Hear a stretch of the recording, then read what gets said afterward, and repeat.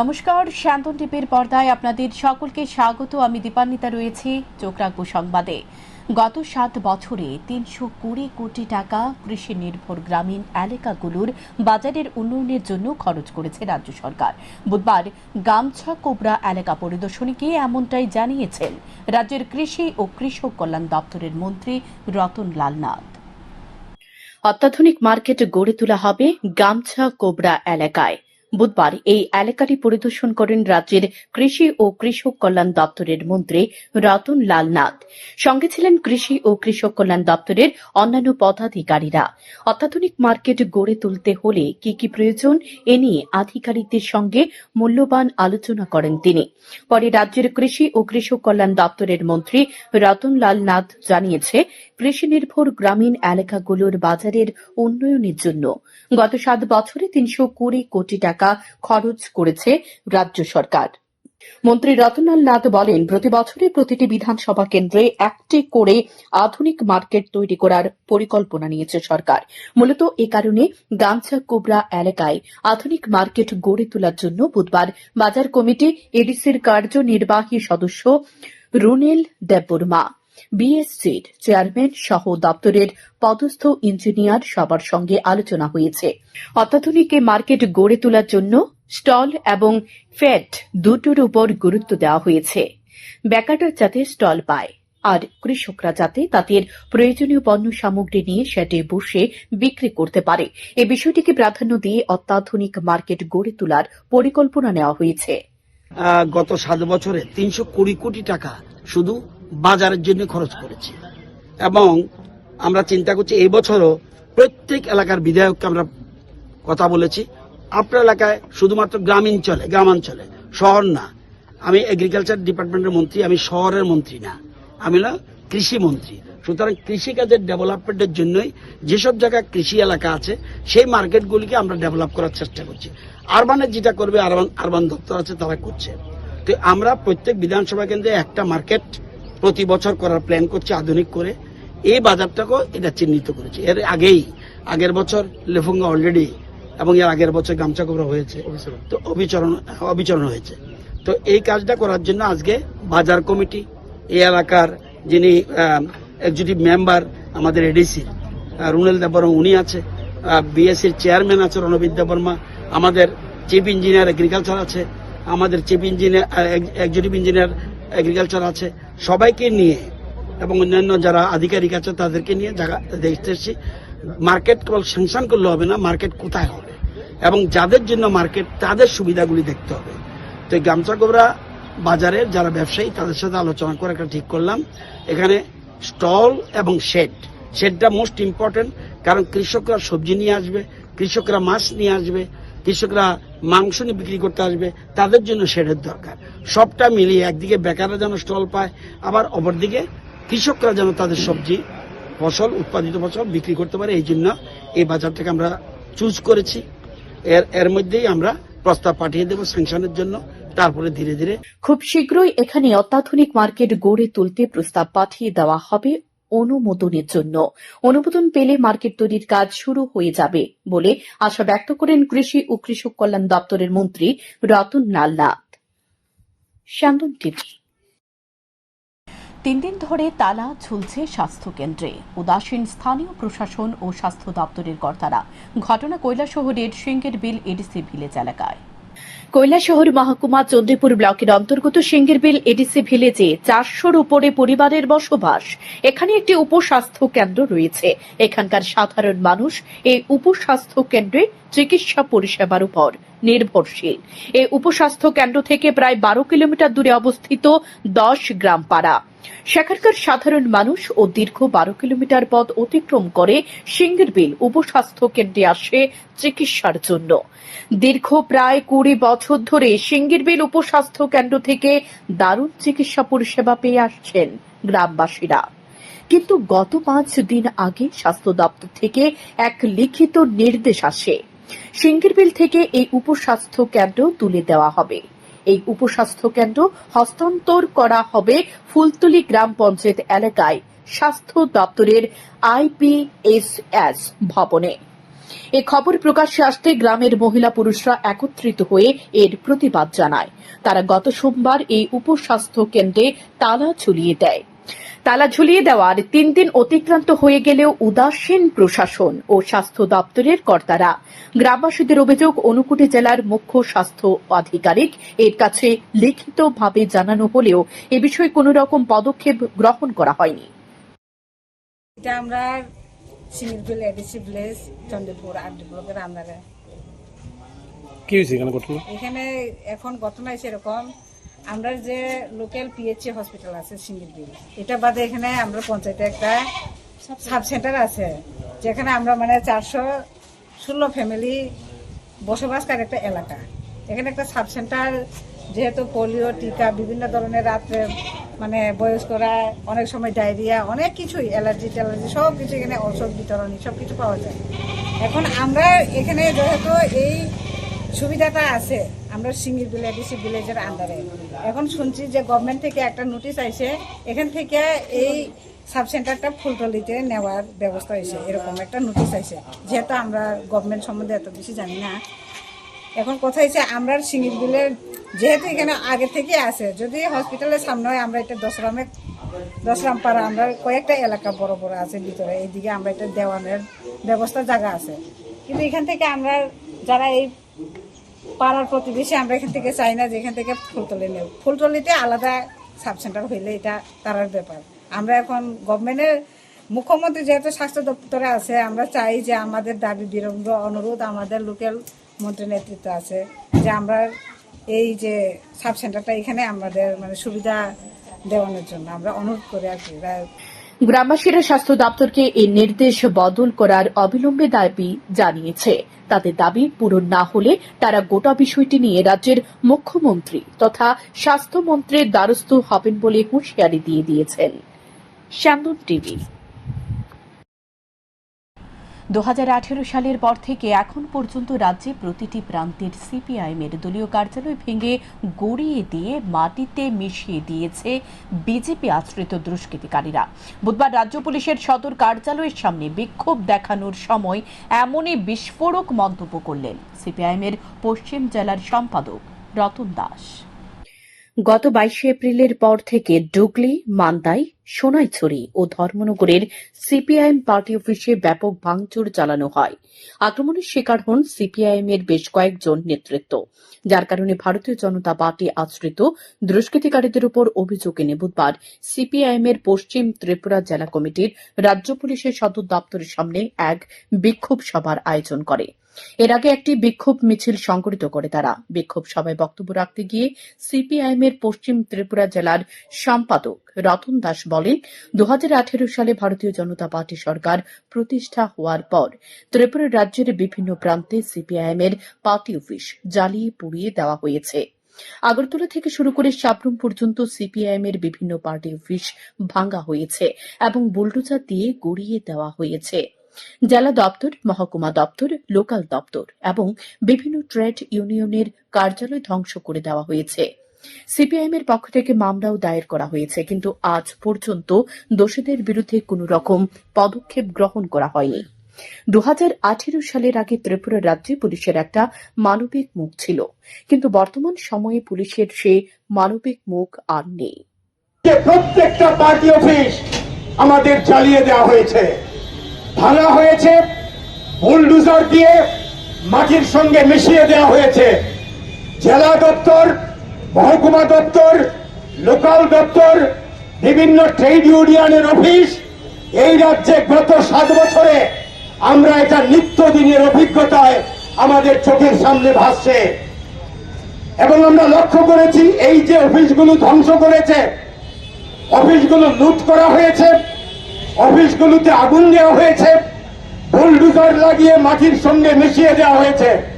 আমরা এফআইআর করেছি, আমরা অভিযোগ দায়ের করেছি, বিধানসভাতে আমরা তুলেছি, বিধানসভার বাইরে আমরা বিক্ষোভ দেখিয়েছি, আমাদের এমএলএরা রাস্তায় দাঁড়িয়ে প্রতিবাদ করেছেন, আমাদের বিভিন্ন জায়গার মধ্যে এই রাজ্যে পার্টির নেতৃবৃন্দ প্রতিবাদ করেছেন এবং পুলিশের নজরে আমরা নিয়েছি। আমাদের 2018 সালে রাজ্য পুলিশ সম্পর্কে আমাদের উঁচু ধারণা রয়েছে। রাজ্য পুলিশ প্রেসিডেন্টস কালার পেয়েছে। ত্রিপুরা রাজ্য পুলিশের মানবিক মুখ আমরা 2018 সালের আগে দেখেছি। এই ভারতীয় জনতা পার্টি তখন অত্যন্ত দুর্বল রাজনৈতিক শক্তি ছিল। তারাও তাদের মতো করে সংগঠন করেছে, তারাও তাদের মতো করে ভোটের প্রচার করেছে, ভোট দিয়েছে, অফিস করেছে। কংগ্রেস দল অন্যান্য দল তো করেইছে। কোনদিন কেউ বলতে পারবে না সিপিআইএম এর তরফ থেকে কোন বিরোধী রাজনৈতিক দলের অফিস, কোন বিরোধী রাজনৈতিক দলের নেতৃত্ব, কোন বিরোধী রাজনৈতিক দলের রাজনৈতিক ক্রিয়াকর্মের উপরে আমরা হামলা করেছি, আমরা আক্রমণ করেছি, কেউ বলতে পারবে না। 18 সালের পরে এই রাজ্যের মধ্যে একের পর এক সন্ত্রাসী ঘটনাগুলো বিজেপি আশ্রিত সমাজ বিরোধী দুর্বৃত্তরা করেছে। আমরা মামলা করেছি, মামলা করার পরেও পুলিশ এখন পর্যন্ত গ্রেফতার করে কোন দুষ্কৃতীকে শাস্তি দেয়নি। দেশে একটা সংবিধান আছে, এই সংবিধান মেনে সরকারকে কাজ করতে হয়।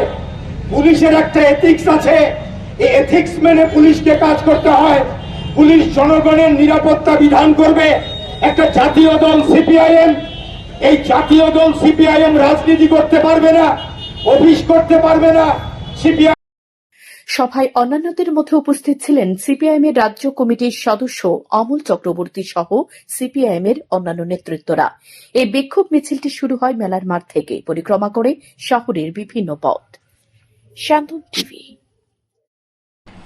পা দিয়ে লিখে মাধ্যমিক পাশ করল আমবাসা কমলাছড়া উচ্চ বিদ্যালয়ের এক প্রতিবন্ধী ছাত্র। এই ছাত্রের নাম রোমিও রাঙ্খল। তুমি পাশ করছো নি?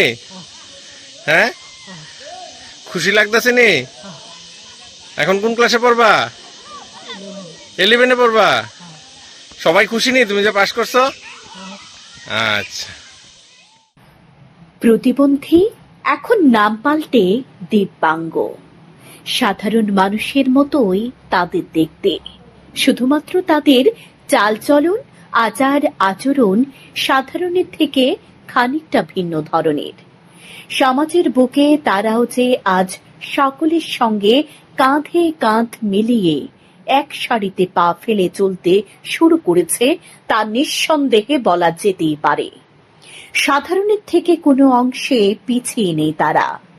পা দিয়ে লিখে মাধ্যমিক পাশ করেছে আমবাসা কমলাছড়া উচ্চ বিদ্যালয়ের ছাত্র। এই ছাত্রের নাম রোমিও রাঙ্খল। একেবারে নায়কের মতোই কামাল দেখিয়ে দিল তার অধ্যয়নের জীবনে। এখন সে পড়বে একাদশ শ্রেণীতে, একেবারে আনন্দে আত্মহারা। তুমি পাশ করছো নি? হ্যাঁ, খুশি লাগতেছে নি? এখন কোন ক্লাসে পড়বা? 11-এ পড়বা।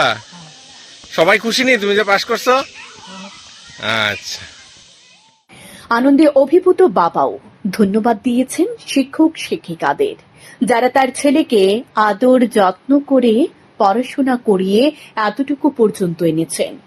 তার চালচলনে রয়েছে বিস্তর সমস্যা, ঠিকঠাকভাবে কথাবার্তাও বলতে পারে না। অসহায় বাবার এটাই আফসোস। কিভাবে এই গ্রুপে তার পড়াশোনা সেটাই এখন চিন্তার বিষয়। আমি খুব আনন্দিত হইলাম। টিচারের সবাইকে আমি ধন্যবাদ জানাই, তারাও খুব পরিশ্রমে আমার ছেলেরে এরকম তুলে দিছে। আমি খুবই টিচারদেরকে আমি খুব ধন্যবাদ জানাই। আমি খুব খুশি। তো আগামী দিন তার পড়াশোনা আপনারা কি চালিয়ে যাবেন? তো আমরা তো এত সম্ভব নাই যে টাকা পয়সাও আমরা অসুবিধা হয়। যদি গভর্নমেন্ট থেকে কিছু সাহায্য পাই তাহলে আমরা আশা করে চালিয়ে যেতে পারবো। কারণ তো চলতে পারে না, আসা যাওয়া অসুবিধা অনেক আছে। কারণ হ্যাঁ, কথাবার্তাও পরিষ্কারভাবে বলতে পারে না, লেখে পাওয়া দিয়ে এখন অনেক অসুবিধা হয়। আর বাইরে যাইতে হইলে হ্যাঁ তো হাত চলে না, যখন অসুবিধা হয় তখন তো বয়স বাড়তি, লজ্জাও করে।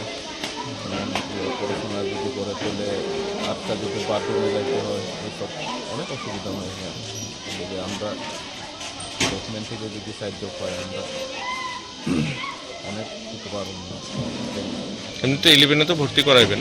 হ্যাঁ, এদিকে খুশি বিদ্যালয়ের শিক্ষক শিক্ষিকারা। তারা জানতো রোমিও নিশ্চিতভাবে পাশ করবে। রোমিও পাশ করায় তাদের আশা পূরণ হলো বলে অভিমত ব্যক্ত করেছেন এক শিক্ষিকা। ও যখন পাশ করলো জানতে পারলাম, আমরা সবাই খুশিতে উচ্ছ্বসিত। ওর বাবাও ছিলেন, কারণ আমাদের আজকে একটা মিটিং চলছিল, গার্জিয়ান মিটিং প্লাস আমাদের এসএমসি রিফরমেশনের ব্যাপারে। তো আমরা সবাই উচ্ছ্বসিত রোমিওকে নিয়ে, কারণ আমরা আশাবাদী ছিলাম রোমিও পাশ করবে। তো আমাদের আশা পূরণ হলো, আমাদের স্কুলের হয়ে আমরা সবাই খুশি। ছিল ভীষণ, ও ভীষণ শান্ত, ভীষণ ভালো। আচ্ছা, স্কুলে কি রেগুলার আসতো? রেগুলার আসতো, সে লিখতো বেঞ্চে বসেও, আর পায়ে লিখতো, বেঞ্চে বসেও অনেক সময় লিখতো, অনেক সময় সে করে বসিয়ে আমরা ফলে বসিয়ে লেখাটা করতাম। তবে লেখাটা ওর কমই হতো, কারণ ও বাড়িতে বসেই লিখতো বেশিরভাগ। তবে যখন প্রয়োজন হতো আমরা মাটিতে বসি, করে বসেও ওকে লেখাতাম বা আঁকাতাম। আবার আঁকা থেকেও ইয়ে করতো, এখনও করতো, যদি কম্পিটিশন ওইরকম আঁকা থাকে। রোমিওর মধ্যে এখনো শৈশবের ছোঁয়া, আর এ ছোঁয়ার মধ্যে থেকে মাধ্যমিক পাশ করাটা তার কাছে বড়ই গর্বের। রোমিও সকলের কাছে আগামী দিনের অনুপ্রেরণা। তার জীবন ভরে উঠুক আলোতে, হয়ে উঠুক উজ্জ্বল। এ আশাতে বুকে প্রাচীর বাঁধতে শুরু করেছে সকলে। শান্তন টিভি। ঋণের টাকা পরিশোধ করতে না পেরে আত্মঘাতী এক যুবক। মৃত যুবকের নাম প্রশান্ত দে, বয়স 19 বছর। তার বাড়ি রাজধানীর অদূরে রবীন্দ্রনগর এলাকায়। মৃত যুবকের এক নিকট আত্মীয় জানায়, প্রশান্ত দে রাজুপাল নামে এক ব্যক্তির কাছে বাইক বন্ধক দিয়ে 40,000 ঋণ নেয় 3 মাস পূর্বে। নির্ধারিত সময়ের মধ্যে প্রশান্ত ঋণের টাকা পরিশোধ না করায় রাজুপাল মঙ্গলবার প্রশান্তকে গালিগালাজ করে। তার জেরে বুধবার ভোরে প্রশান্ত নিজ বাড়িতে আত্মহত্যা করে। ঘটনার খবর পেয়ে ঘটনাস্থলে ছুটে যায় পুলিশ। পুলিশ মৃতদেহ উদ্ধার করে ময়না তদন্তের জন্য জিবি হাসপাতালে নিয়ে আসে। ময়না তদন্তের পর মৃতদেহ পরিবারের লোকজনদের হাতে তুলে দেওয়া হয়।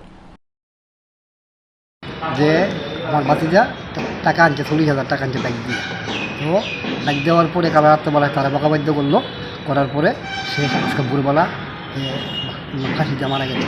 আপনার বাতিজা মানে 40,000 টাকা মানে কি কারণে আনছে? এটা বাইক বন্দুক দিয়ে আনছে, কি কারণে এটা তো আমি আগে জানি না, কি কারণে যে কোনো কারণে আনছে কালকে রাত্রেবেলা জানতে পারলাম। কতদিন আগে আনছে বা জানেন? এটা ওই তো আনছে 3 মাস উঠছে না, এখনো বাকি আছে, 10-12 দিন বাকি আছে। কার কাছ থেকে আনছে? এটা রাজুপালের থেকে আনছে। মানে কিসের বিনিময়ে? মানে বাইক দেওয়া? হ্যাঁ, বাইক দিয়ে আনছি। এখন বাইক আবার সঙ্গে একটা মোবাইল আছে, টাচ মোবাইল। আচ্ছা, উনি কি টাকা লিগে কোনো ধরনের চাপ সৃষ্টি করছে? হ্যাঁ, চাপ সৃষ্টি করছে, কালকে করছে চাপ সৃষ্টি, তার বউ সহকারে করছে। তারপরে কি হয়েছে?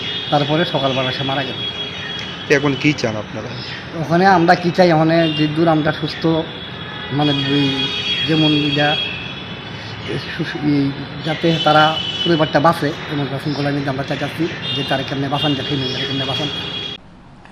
বিভিন্ন বিভাগে 7টি নতুন কোর্স চালু করা হবে ইকফাই বিশ্ববিদ্যালয়ে। বুধবার সন্ধ্যায় আগরতলা প্রেস ক্লাবে ত্রিপুরার বিশ্ববিদ্যালয়ের 7টি নতুন কোর্স সম্পর্কে সাংবাদিক সম্মেলন করে একথা জানান ইকফাই বিশ্ববিদ্যালয়ের অধ্যাপক ডক্টর বিপ্লব হালদার।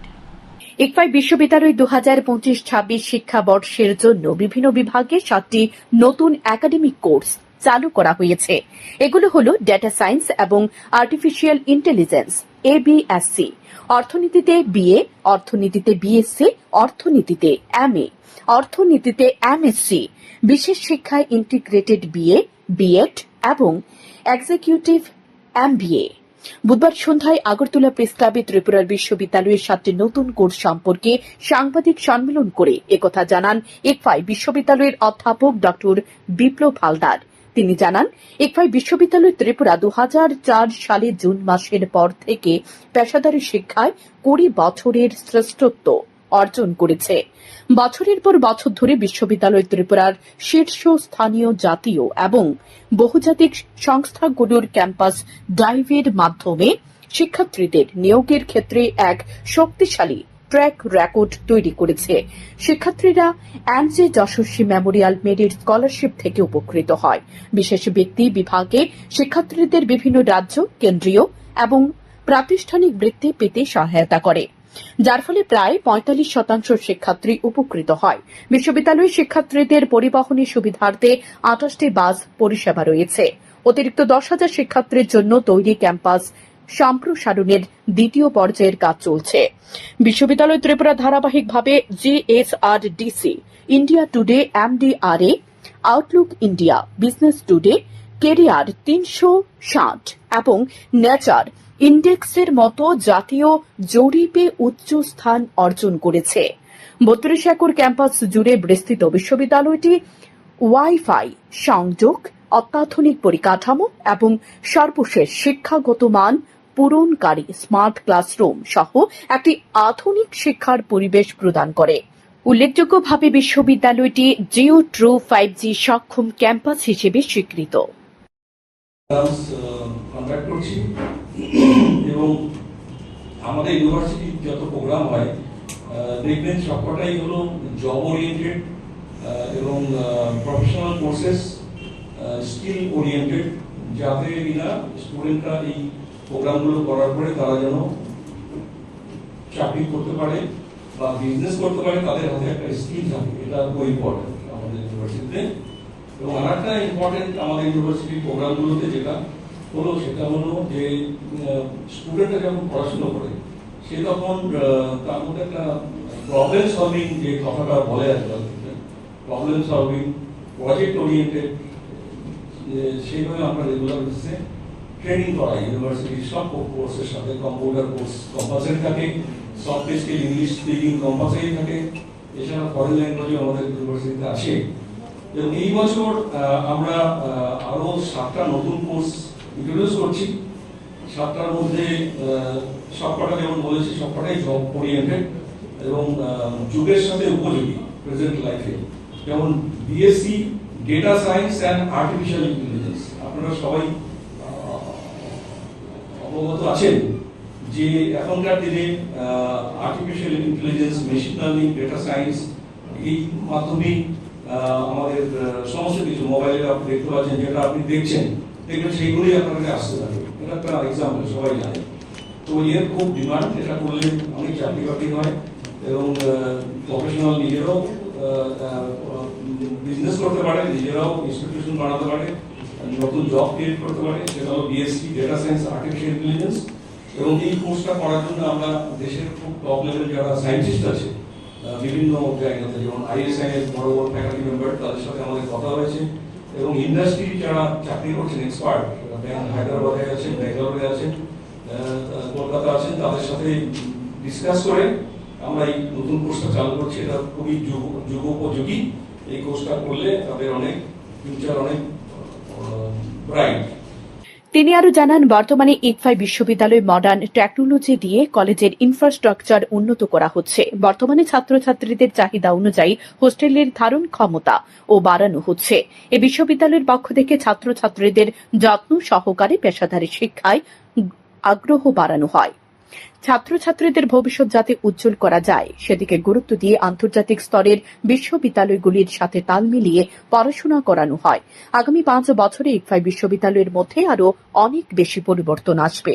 পাশাপাশি গুণগত পেশার দিকে বিশেষ গুরুত্ব দেওয়া হবে বলে জানান সাংবাদিক সম্মেলনে অধ্যাপক ড. Biplab Haldar. Bite final voice over.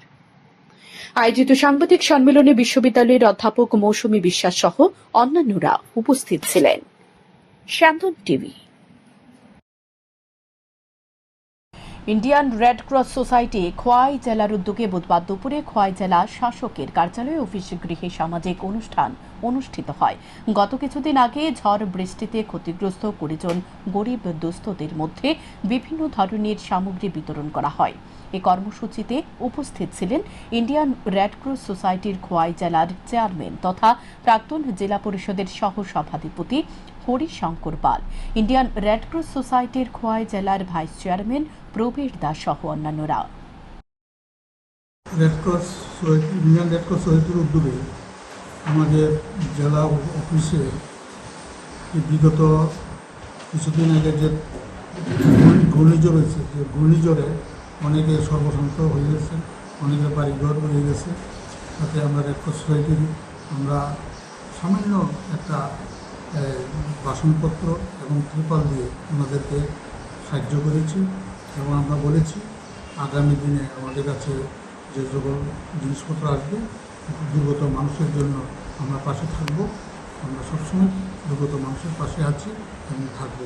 আগামী 8 তারিখ 8ই মে আমরা রেড ক্রস সোসাইটির খোয়াই জেলার পক্ষ থেকে আমাদের খোয়াই নদীর বাঁধ এবং লালছড়া বাঁধ পরিদর্শন করলেন এক ঝাঁক প্রশাসনিক আধিকারিকরা। মূলত সামনেই বর্ষা হলে যাতে কোনো ধরনের ক্ষতি না হয় এই সমস্ত এলাকার মানুষদের তার জন্য কি করা যায় তার আগে রূপরেখা ঠিক করার জন্য পরিদর্শন করা হয় এই বাঁধগুলি। উপস্থিত ছিলেন খোয়াই জেলার জেলাশাসক রজত পান্ত, মহকুমা শাসক চারু বর্মা, খোয়াই পৌর পরিষদের চেয়ারপারসন দেবাশিস নাথ শর্মা থেকে শুরু করে অন্যান্যরা। सीजन आने वाला है तो लास्ट ईयर जैसे फ्लड हुए थे त्रिपुरा में, तो उसको इस बार ऐसा सिचुएशन ना आए, हम पहले से प्रिपेयर्ड रहें। तो इसके लिए ये एक विजिट करी गई है सारे डिपार्टमेंट को मिला के, स्पेशली वाटर रिसोर्स डिपार्टमेंट, हमारा म्यूनसिपैलिटी जो यहाँ के who are the caretaker of this area, और PWD, TACCL, सारे डिपार्टमेंट को मिला के हमने विजिट किया, देखा है कहाँ पे वल्नरेबल एरियाज हैं, कहाँ से लास्ट ईयर ज़्यादा फ्लडिंग आई थी, कौन से चौक पॉइंट्स हैं, उन सबको आइडेंटिफाई करके हम कोशिश करेंगे कि उसको पहले ही रिपेयर करें। और अगर फ्लड टाइम में कुछ इमरजेंसी में चीज़ें लगती है, जैसे सैंड बैग्स चाहिए होते हैं कभी कभार, तो उसको पहले से हमने डिपार्टमेंट को इंश्योर करा। म्यूनसिपैलिटी भी कुछ सैंड बैग्स रखेंगे पहले से हम लोग इस बार प्रिपेयर करके, कभी इमरजेंसी में ज़रूरत पड़े तो उसको लगाएं प्रोटेक्शन। বুধবার খোয়াইতে পালিত হলো মানবতা বাঁচাও দিবস। 30 এপ্রিল দিনটি আনন্দমার্গ সংগঠনের কাছে ঐতিহাসিক দিন, কারণ 1982 ইংরেজি সনের 30 এপ্রিল বাংলার তৎকালীন ঘাতক বাহিনী সাত সকালে প্রকাশ্য দিবালোকে কলকাতার বিজন সেতুর উপর গাড়ি থামিয়ে আনন্দমার্গের 17 জন সন্ন্যাসীকে মানসিকভাবে অত্যাচার ও মারধর করে জীবন্ত পুড়িয়ে হত্যা করেছিল। এই হত্যাকাণ্ডে আজও বিচার হয়নি, তাই এই দিনটি পালন করা হয়। দিবস বা মানবতা বাঁচাও দিবস পালিত হয়। এর অঙ্গ হিসাবে বিশ্বের সঙ্গে আমরা খোয়াইয়ের আনন্দমার্গ প্রচারক সংঘ আজকে আমরা এই মিছিল সংগঠিত করব এবং আমাদের প্রতিবাদ, সেই প্রতিবাদকে আমরা আকাশে বাতাসে আমরা প্রতিধ্বনিত করব, যাতে বিচারের বাণী নিভৃত না কাঁদে, আমরা যাতে বিচার পাই, দোষীরা যাতে শাস্তি পায়। বুধবার সন্ধ্যায় রাজধানীর এসটি কর্পোরেশনের সামনে থেকে উদ্ধার হয় এক অজ্ঞাত ব্যক্তির মৃতদেহ। স্থানীয়রা মৃতদেহটি দেখতে পেয়ে সিটি কন্ট্রোল বোর্ডকে খবর দেয়। তার সাথে সাথে ঘটনাস্থলে এসে খবর দেয় স্থানীয় থানার পুলিশ ও দমকল কর্মীদের। দমকল কর্মীরা এসে মৃতদেহ উদ্ধার করে জিবি হাসপাতালের মর্গে নিয়ে যায়। মৃত ব্যক্তির বয়স আনুমানিক 50 বছর। রাস্তার পাশে একটি পরিত্যক্ত জায়গা থেকে মৃতদেহটি উদ্ধার হয়েছে। এই অস্বাভাবিক মৃত্যু নিয়ে স্থানীয়দের মধ্যে নানা প্রশ্ন তৈরি হয়েছে। এদিন আমরা কল করছে যে একটা আননোন পারসন এখানে পড়ে রয়েছে অসুস্থ অবস্থা, আমরা এদিকে ওনার শ্বাস প্রশ্বাস নাই, এই আমরা কল করে রাখলাম। এখন কি করবো? এখন আমরা স্টেপ নিতেছি, ফায়ার সার্ভিস কল করছি। আপনারা কোথায় থেকে? আমরা 112 IT ভবন। পুলিশকে জানিয়েছেন? হ্যাঁ, পুলিশকে জানিয়েছি আমরা। এখন কি ব্যবস্থা করবেন? এখন আমরা ফায়ার সার্ভিসকে ফোন করছি, ফায়ার সার্ভিস এসে যেটা করবে হসপিটালে নিয়ে যাবে। সম্প্রতি কাশ্মীর পেহেলগাঁওয়ে এক পাক মদতপুষ্ট সন্ত্রাসবাদীদের বর্বরোচিত হামলার বিরুদ্ধে হিন্দু জাগরণ মঞ্চের কর্মকর্তাদের সহযোগিতায় কিন্নর সমাজের আহ্বানে অনুষ্ঠিত হয় বিক্ষোভ প্রদর্শন। গত কয়েকদিন পূর্বে কাশ্মীরের পেহেলগাঁওয়ে পর্যটকের উপর পাকিস্তানি সন্ত্রাসীদের আক্রমণের ফলে 28 জন পর্যটক নিহত হন। এই বর্বরোচিত ঘটনায় গোটা দেশ শোকাহত। এই ঘটনার প্রতিবাদে বুধবার বিকেলে উদয়পুর মহকুমা রমেশ চৌমুনি বাজারে কিন্নর সমাজের আহ্বানে বিক্ষোভ প্রদর্শন হয়।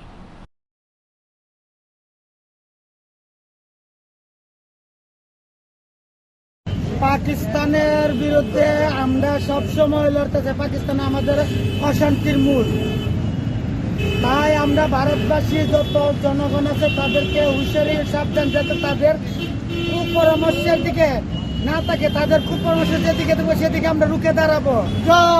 আমরা কিন্না সমাজ থেকে আমরা ভারতের জন্য আমরা আসছি, ভারতের জন্য আমরা জীবন দিতে রাজি।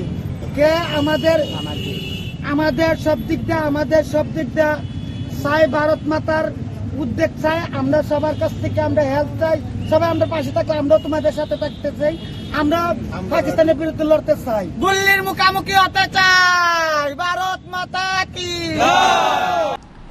অক্ষয় তৃতীয়া উপলক্ষে 6 আগরতলা বিধানসভা কেন্দ্রের অন্তর্গত 11 নম্বর ওয়ার্ডের 29 নম্বর বুথের অভয়নগরের সুকান্তপল্লীতে শিব শনি হনুমান মন্দিরের ভিত্তিপ্রস্তর স্থাপন করা হয়। উপস্থিত ছিলেন mayor in corporator Hiralal Debnath. তিনি জানিয়েছেন, এখানকার স্থানীয় নাগরিকদের দীর্ঘদিনের একটা দাবি ছিল একটা মন্দির তৈরি করার।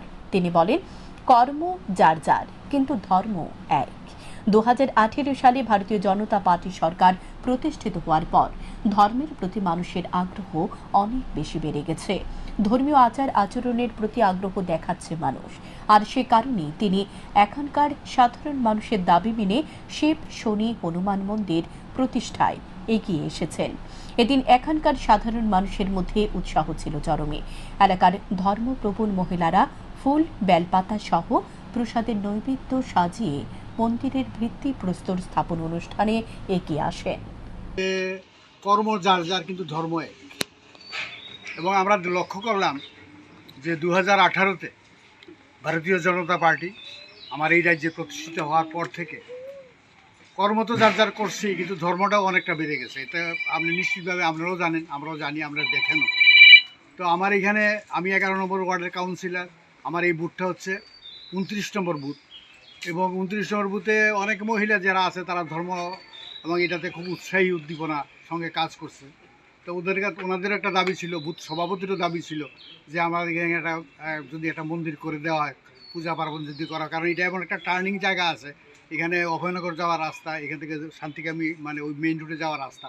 তো আমিও ভাবলাম না, আমিও নিশ্চিত, তখনই আমি সঙ্গে সঙ্গে বললাম যে এটার কোনো অসুবিধার কিছু কারণ নেই, এটা যা যা করণীয় আমি করে দেবো কোনোবার। কিন্তু আমার কাছে হলো পুজো পার্বণের যে ব্যবস্থাপনা যাতে সঠিকভাবে হয় এবং সবাই যাতে করে একটা কমিটি করে এটা পরিচর্যাটা যাতে করে যথাযথভাবে হয়। ধর্ম তো ধর্মই, কর্ম আপনি যাই কিছু করেন না, ধর্মকে রক্ষা করার জন্য আমি আপনাদের পাশে আছি। এবং সেই উদ্যোগটা আজকে একটা শুভ দিন, অক্ষয় তৃতীয়ার দিন, বা ওনারাও নিশ্চিত হয়েছে যে না, আজকেই এটা করা দরকার। আমিও সহমত পোষণ করে আজকের এটা উদ্বোধন হলো। এবং বুধবার অক্ষয় তৃতীয়ার পূর্ণ লগ্নে বনমালীপুর স্থিত রাম ঠাকুর আশ্রমে দিনভর ধর্মীয় অনুষ্ঠানের মধ্য দিয়ে ব্যাপক ভক্ত সমাগম ঘটে।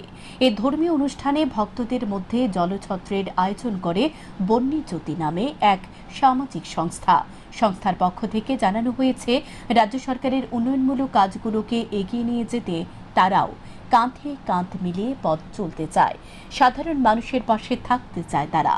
এরই অঙ্গ হিসেবে বুধবারের এ জলছত্রের আয়োজন।